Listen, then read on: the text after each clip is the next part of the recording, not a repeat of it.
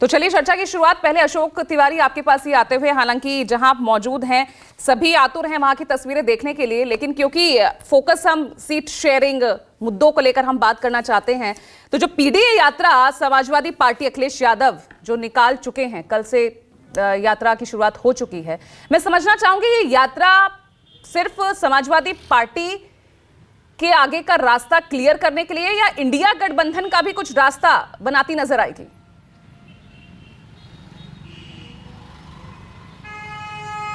देखिए ये दोनों ही बातें जो आपने कही है, दोनों ही बातें अपनी अपनी जगह पूरी तरह से सही है। दरअसल अभी तक इंडिया गठबंधन में सीटों के बंटवारे का जो पेच है वो पूरी तरह से सुलझा नहीं है। और आपको ध्यान होगा कि बीच बीच में समाजवादी पार्टी और कांग्रेस के नेताओं की तरफ से ये बात कही जाती है कि हम लोग सीट बंटवारे पर लगातार बात कर रहे हैं, सीटों के बंटवारे को लेकर लगातार मंथन कर रहे हैं और बहुत जल्दी तय हो जाएगा कि कौन कितनी सीटों पर और कहां पर कौन से उम्मीदवार चुनाव लड़ेंगे। ये बात कांग्रेस की तरफ से भी कही जाती है और यही बात समाजवादी पार्टी की तरफ से भी कही जाती है। लेकिन इसमें जो दूसरा पहलू है वो ये है कि आपको ध्यान होगा कि जब पिछली बार इंडिया गठबंधन की बैठक होने वाली थी तो एक बैठक जो दिल्ली में होने वाली थी वो अचानक टाली गई थी और ये कहा गया था कि उनकी कांग्रेस पार्टी के जो तमाम सारे नेता हैं वो अलग अलग कार्यक्रमों में बिजी हैं, लिहाजा उस बैठक में शामिल नहीं हो पाएंगे। और उसके बाद समाजवादी पार्टी की तरफ से भी एक थोड़ी बहुत नाराजगी का ट्वीट आपको याद होगा सामने आया था और ये कहा गया था कि अब इस तरह से गठबंधन आगे नहीं बढ़ पाएगा। बहुत गंभीर आरोप समाजवादी पार्टी की तरफ से लगाए गए थे, लेकिन वो मामला पूरी तरह से शांत हुआ है। अभी भी सीटों के बंटवारे को लेकर कांग्रेस और समाजवादी पार्टी, खासतौर पर उत्तर प्रदेश में चूंकि समाजवादी पार्टी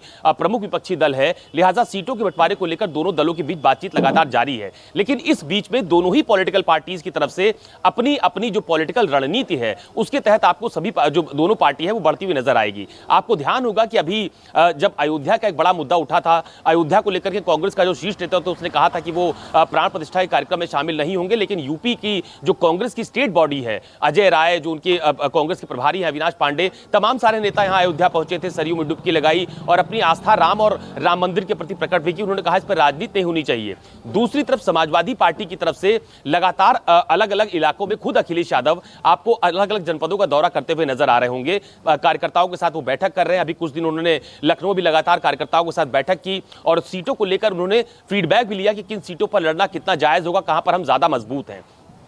कांग्रेस की तरफ से राहुल गांधी खुद भारत जोड़ो न्याय यात्रा लेकर निकल चुके हैं। समाजवादी पार्टी की तरफ से कल पीडीए यात्रा को रवाना किया गया है। हालांकि ये पीडीए रथ यात्रा पहले भी अखिलेश यादव लेकर निकले थे, सीतापुर से उसकी शुरुआत हुई थी, अलग अलग इलाकों में वो ये रथ यात्रा लेकर निकले थे। तो सीटों के बंटवारे का मामला जो अभी तक पूरी तरह से क्लियर नहीं हो पाया है, इस बीच में चूंकि लोकसभा चुनाव में बहुत ज्यादा वक्त भी नहीं बचा है, लिहाजा दोनों ही पॉलिटिकल पार्टी, चाहे कांग्रेस हो या समाजवादी पार्टी हो, ये दोनों ही लोकसभा चुनाव की तैयारी में जुट गए हैं। हालांकि इस बात को पुख्ता तौर पर माना जा रहा है कि इंडिया गठबंधन में समाजवादी पार्टी, कांग्रेस और जो दूसरे सहयोगी दल है वो शामिल होंगे, लेकिन कौन कितनी सीटों पर चुनाव लड़ेगा, कितनी सीटें किसके हिस्से में आती हैं, इस पर अभी पेच फंसा हुआ है। भले ही इस बात को कांग्रेस स्वीकार करे या ना करे, भले ही इस बात को समाजवादी पार्टी स्वीकार करे या ना करे, लेकिन यह भी जरूर है कि उत्तर प्रदेश में, खासतौर पर यूपी की बात आपने की, यहां पर बीजेपी या एनडीए के गठबंधन को हराने के लिए अगर इंडिया गठबंधन का मजबूत स्वरूप बन जाएगा तो वो अच्छी लड़ाई के तौर पर सामने देखा जाएगा। और अगर इंडिया गठबंधन का स्वरूप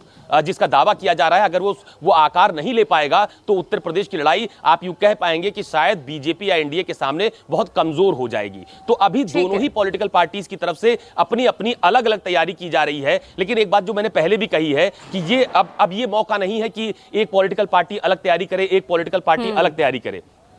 इस समय जरूरत इस बात की थी कि अगर एक कॉमन मिनिमम प्रोग्राम या एक संयुक्त साझा रैली एक साथ करती कांग्रेस, समाजवादी पार्टी या दूसरे दल, तो शायद बीजेपी या एनडीए को अभी से एक कड़ी चुनौती मिल